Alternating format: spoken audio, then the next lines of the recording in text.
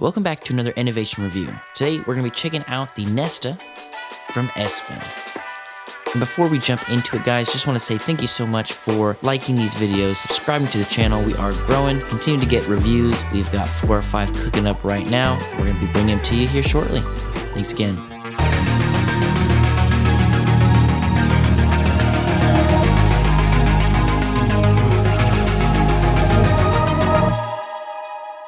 First, let's talk about the looks. The Nesta is Espin's folding step-through design, and from first glance, it looks like a pretty cool bike. The geometry they have going on here, I think, is pretty appealing, and everything looks sleek. I think the colors, they don't pop. They almost have like this elegant look to them. Now, the one that we have here is the Glacier Blue, but they also have a smoke gray version as well. Now, because we've got these 20 by 4 inch tires, this is something I would expect to see maybe on a bike path, whether it's paved or not, but not necessarily something that you take off-road. Now, I did, and for you I will do that in the ride test, but not recommended. That's not the use case. Next, let's talk about the motor. The motor they have here is a 750 watt rear hub motor. Now, they claim it gets 85 Newton meters of torque. Not really something that we can scientifically test. However, I was riding it up this embankment that is near this road that we have, and it was accelerating up this very steep incline. So, does it have 85 Newton meters of torque? I don't know. Does it act like it has 85 Newton meters of torque? Yeah, it does. I've ridden several bikes up that hill, and normally I have to, and I call it a hill, but it's just, like I said, it's an embankment, and I'll have to like veer left or right to kind of take it at an angle, and I just went straight up the hill, and it just was accelerating up the hill. So I was very, very impressed with the hill climbing capabilities, at least in that sprint or that short distance. As far as motor noise goes, you know the drill. It sounds exactly like a 750 watt rear hub motor. Really, really on par. Nothing wild and outlandish with the motor noise. Next, let's talk about the battery. The battery on the Nesta mounts right on the seat tube, which is kind of a different place than I've seen on most bikes. You see a lot of people who will opt for behind the seat post, or we're getting these integrated or semi-integrated batteries into the frame, but this works pretty well, honestly. Now, I think me and probably a lot of other people, we would prefer an integrated battery, at least aesthetically. You know, something you could take out, like a removable battery would be nice, but aesthetically, sort of part of the frame, I think is kind of what most people are looking for. It just has a sleeker sort of appeal to it. And with this one, the battery is kind of out in the open. It's very, bold, like, oh, this is a battery. But with the angles they chose and kind of how they mounted it, it almost becomes a piece of the bike. So in a weird way, aesthetically, I feel like it sort of adds to the bike. But, that's just my opinion. You guys, let me know what you think in the comments below. Moving on from the looks, let's talk about what's on the inside, which, as any e-bike enthusiast knows, is the most important part. And we've got Samsung cells in here, which is nice. So it's none of those no-name nonsense kind of business. They've got Samsung cells in here. The battery is 48 volts. It has 10.5 amp hours, which is a little bit on the smaller side. So something to consider when you're looking at this for your use case. So that's going to leave us with 504 watt hours. Again, a little bit of a smaller battery, so just something to consider. In my experience, it took me about 5 hours to get a full charge on there, and you should be able to get an estimated between 15 to 35 miles. Next, let's talk about the brakes. The Nesta utilizes these Zoom hydraulic disc brakes, and they've got 160 millimeter rotors on both the front and the rear. Now, the Zoom hydraulic brakes are not the most expensive or the best brakes on the market. However, these ones work really well. They're stopping the bike in a very reasonable amount of time, and I didn't have any issues with them. So I can't really comment on the longevity of them. There's probably plenty of people that have talked about the Zoom brakes and the longevity, but for me, they held up really well. They stopped the bike, and that's what I want the brakes to do. So no complaints on the Zoom brakes here. Next, let's talk about the gears. The Nesta is an 8-speed bike. We've got this 11 to 32 tooth setup here. Up in the cockpit, we have this S-Ride trigger shifter. We've also got 170 millimeter cranks and a 46 tooth chainring. So as far as the gearing goes, this is something that not geared for incredibly high speeds, but if you're going 10-ish miles per hour, you can find a really solid cadence to be pedaling at, in my opinion, with this gearing. Next, let's talk about the extras. The review unit that we got was not the base bundle. So if you go on their website, you can look, they've got the base and the premium. And the difference is the base model doesn't have the front and rear racks, and the premium does have the front and rear racks. And it looks like it adds an extra $100 to your order. So $50 a pop, you can get your front rack and your rear rack. Now, if you just got the base bundle, you wouldn't get the front rack or the rear rack, but you would get lights, which is something we've been accustomed to seeing on bikes at this price point. You would also get the front and rear fender. Now, I really like these front and rear fenders. They are the larger, heavier duty plastic kind, and that's a comment that we can battle with down in the comment section where comments go. So I know there's some people out here that love their metal fenders. I live in Houston, where it is quite muggy, humid. You can read that as rusty, right? If we're talking about metal stuff. So for me, I like these heavier, rigid plastic fenders, but that's just my opinion, okay? That's what it is. Next, let's talk about the folding. So with the particular unit that we got, we weren't able to fold it up all the way. So this might just be an issue that we had with our unit. It seemed like there wasn't enough cabling in the bike to allow it to fully fold. I haven't seen too much online to see if that was other people's experiences or not. So if you're like, oh, where's the fully folded up video? It's not here. So you can keep on scrubbing through if that's what you're looking for. All that to say, if the bike was able to fold up all the way, get the handlebars down, it is a fairly nice package. And based on the pictures and stuff I've seen online, you know, and in my dreams, it folds up really nice. So folding, it should, and it looks good when it does, I think. Next, let's talk about the suspension. The Nesta has a suspension front fork up in the front, where the front forks normally are found, and it's got 100 millimeters of travel. It's got hydraulic lockout, so there are a couple of extra features here that aren't just an air fork that gets thrown on there. It doesn't have any adjustments, which we have seen in the past. So they're not the top of the line suspension. However, based on the use case, how you're gonna be riding this, I think they worked really well. It was a very smooth ride, minimal noises. I feel like it had some really nice feel to it. The other part of suspension we like to talk about are the tires. So the Nesta has these 20 by 4-inch tires, very common fat tire that we've seen on a lot of these bikes being offered. And as you know, in the past, I haven't had any issues with them. I think they are great for riding on the road, give you a little bit of grip if you want to go off-road. And by off-road, I mean, you know, a dirt trail or something like that. Unless you're me, then yes, you'll take it off-road and you'll do some dumb things with it. But I've done that in the past. It is in your future, okay, if you keep watching it. The last part of suspension we like to talk about is the butt suspension. So the Nesta has this Velo saddle. Again, very, very common, very something we would expect to see. Next, let's talk about who this bike might be for.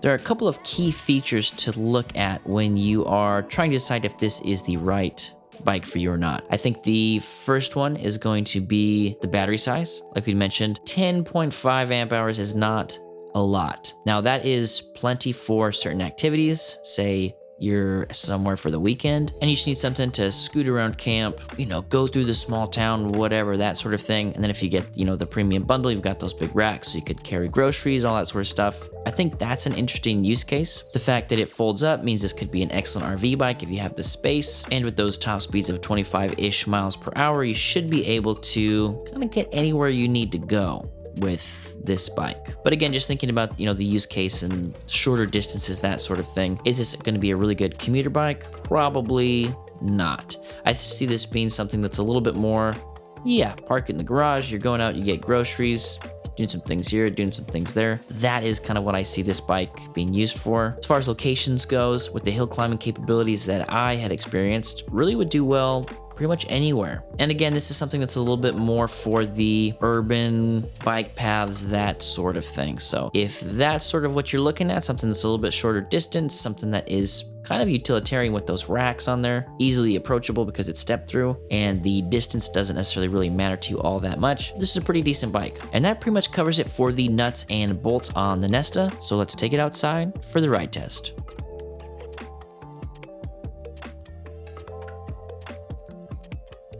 Hey guys, we are out here on the Nesta from Espin. We're going through our ride test portion. It's a little bit windy out here, so I'm gonna try to get out of the wind in a little bit, but may get a little bit windy here in the beginning. So first off, let's test this out as if it were an acoustic, an old-fashioned bike, if you will. And so we're just kind of pedaling along. Very nice, easy sort of ride. We've got a trigger shifter here. Going up is down there a little ways. Going into 2. Nice and easy. 3. 4. 5. 6. 7. And 8. Honestly, probably one of the smoothest shifting bikes I have had delivered to my house. Now, we didn't do any adjustments here with the shifters, so just right out of the box, it was just boom, boom, boom, boom, boom. Feels like we got it tuned up professionally. Let's go ahead and pull over here into the shade. Might as well, right? Let's go ahead and turn this bike on. Got a nice little display here. And let's go ahead and start off in pedal assist level 1. Could have probably downshifted there a little bit. So 1 is going to take us to about that 9, 10 miles per hour. This is a very easy breezy cruising if I was going to enjoy the scenery, live my best life, that sort of stuff. There's a pretty solid speed for it. And then we can go to pedal assist level 2.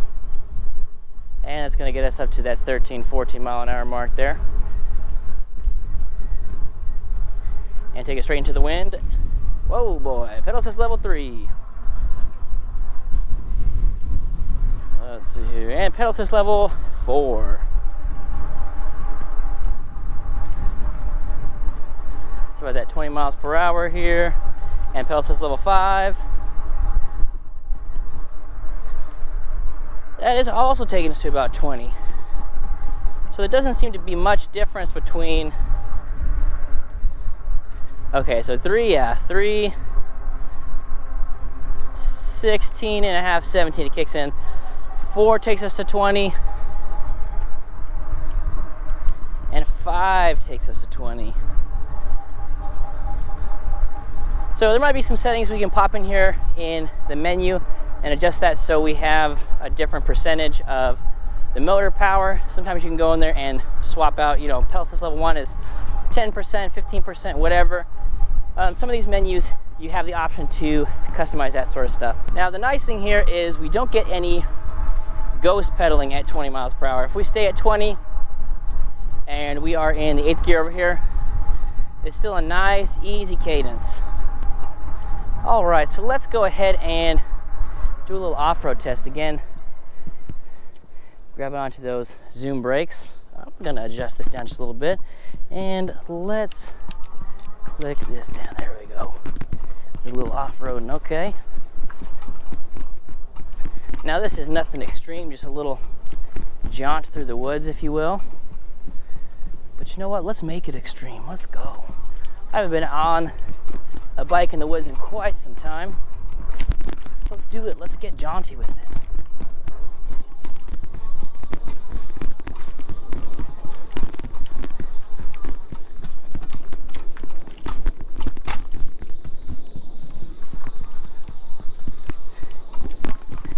That handled that a lot better than I had anticipated.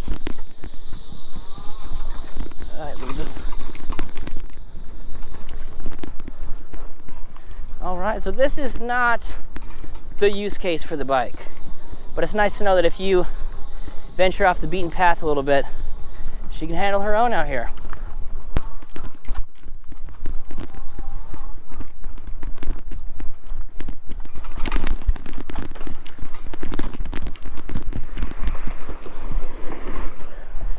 I mean, that's crazy. That was pretty nice, actually. Not too shabby. All right, let's do another little incline test here. So we got the old round and roundabout.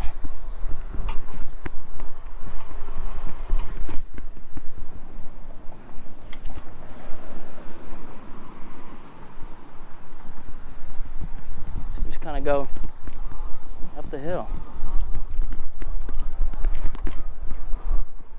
I mean, kind of scary fast, actually. I was thinking it was gonna start to slow down, and it just kept on going. Let's do that one more time for science. Actually, let's start right at the bottom. Let's not get any momentum. Ready? Let's do it. I mean, I'm literally not, I'm just kind of pedaling to pedal. That is cool. So the motor on this is the Espin branded motor. So we don't know exactly who makes the motor on the inside. I mean, I'm sure somebody at Espin does. So I'm not sure exactly what motor we should be comparing that to, but this thing was cruising. Go ahead and pop up in the gears here. Let's go ahead, get going to about 20 miles per hour. Let's go ahead and give these zoom brakes a little test. Control brake in 3, 2, 1. Yeah, we probably gained about a foot or so doing it that way. The proper way, the proper braking method. All right. And let's go. Let's do some more.